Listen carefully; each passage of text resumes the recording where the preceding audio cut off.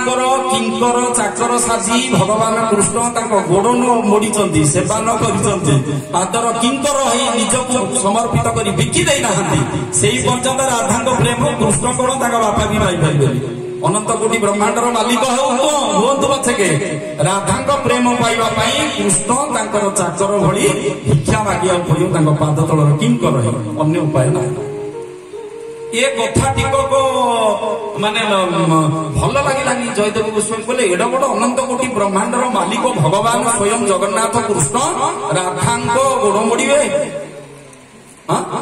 that's not at all befitting for me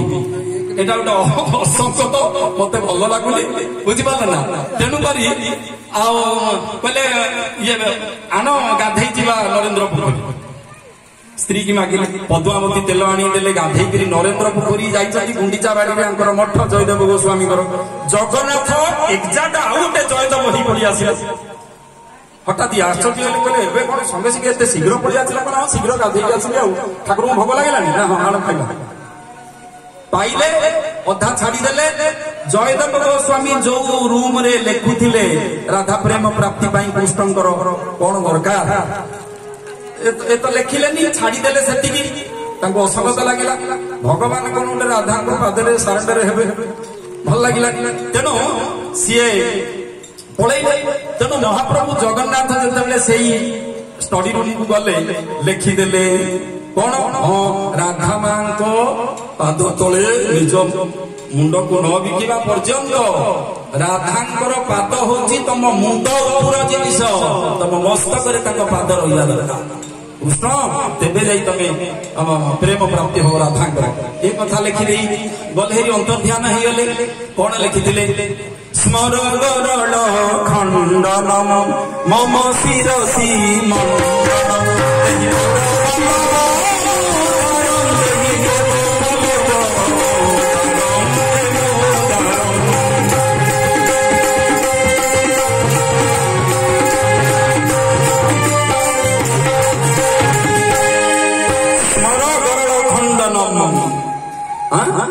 राधांकर पाद को स्मरण करने मात्रे गरल रूपी विषया विष धोई मम शिरसी मंडनम राधांकर पाद हूँ कृष्णकर मस्तकर जिनिस पाद उपरे रही देही पद पल्लव उदार से उदार पादर सेवा कले सबु किछि मिल जाए मात्र संदेह ना लिखिदे जगन्नाथ अंतर्ध्यान हो जयदेव गोस्वामी रूप जो आसते अंतर्ध्यान है वास्तविक जयदेव नरेंद्र पोखर गाधे गुरुवार हजार देखला पद्मावती चल कहले हयो हयो एडे झुणिया कथा स्वामी खाइने तुम स्त्री खाऊच मझे मझे कहले बाबा खाइल कहले कौन खाइली नरेंद्र गाधे कहले कौन गाधे आइल बसिल खाइल कहले कहले तुम मुंड खराब ना पेट बेड़ माल कहले कौन एमती कथबार्ता कर तुम खाइला मत कहलु मुझे खाऊँ कहले अरे मु आसिली ना हाँ सेठू से स्टडी रूम को गल मुझे बसिली खाऊची हठात खाई आसिले जयदेव गला बेले गंध चंदन कर्पूर पारिजातर अपूर्व महक बाजिला नासाकू आउ देखागला महाप्रभु जगन्नाथ हैंड राइटिंग अच्छी कौन स्मर गरल खंडनम मम शिरसी मंडनम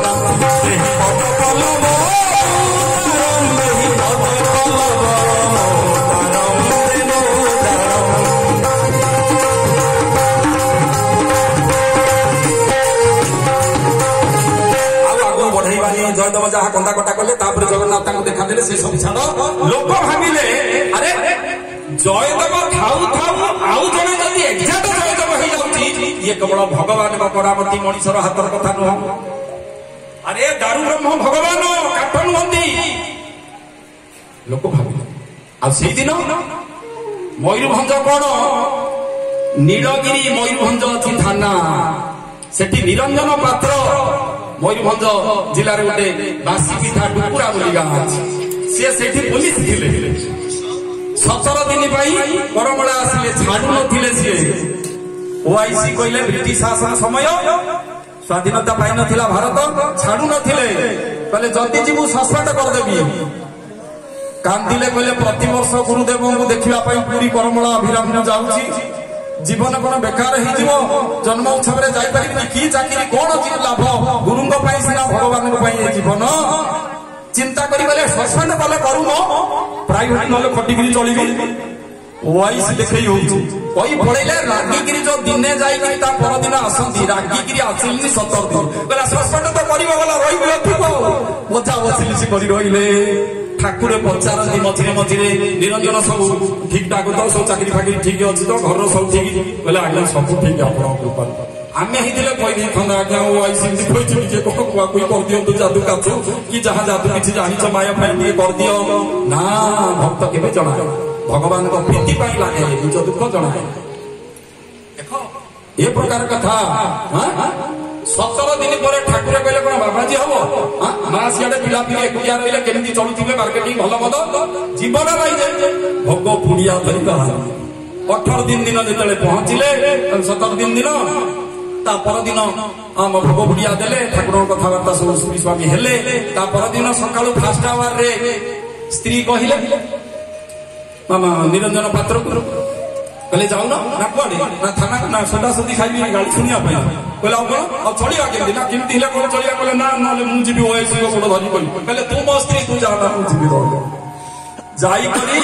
कांदिले हाथ जोड़ी कहले आज्ञा मुंड खराब रहीगला आज्ञा ठीक रही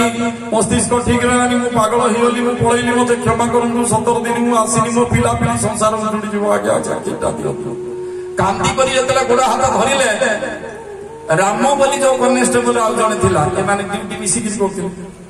ओआईसी कहले अरे राम ये कौन मयूरभंजिया हांडिया पीछी ना कौन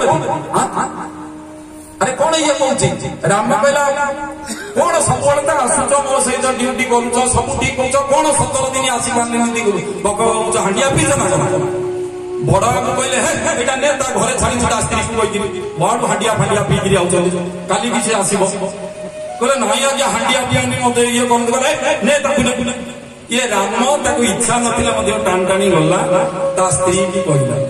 कहला बुझिल भाउज तुम गिरस्थ को ठीक भाव कर बड़ बाबू भारी बिगुड़ हांडिया फांडिया पीकरी कहले नाई हांडिया पी न मो सहित तो सब तुम ठीक टाइम ड्यूटी कर कौन 17 दिन आसीना बोली जो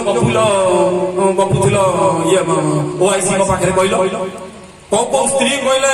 नाई भाई ना एमती कहतुनि मो स्वामी बा काली आइले करमला 17 दिन है नथिले भोग पुड़िया धरी कहले इरे बापा भाउज तमें भी हांडिया प्राक्टिस कलानी बापा तुम भितर मु फसिया दरकार नहीं गृहस्थ स्वामी तमें बुझा बुझी मु पलाऊ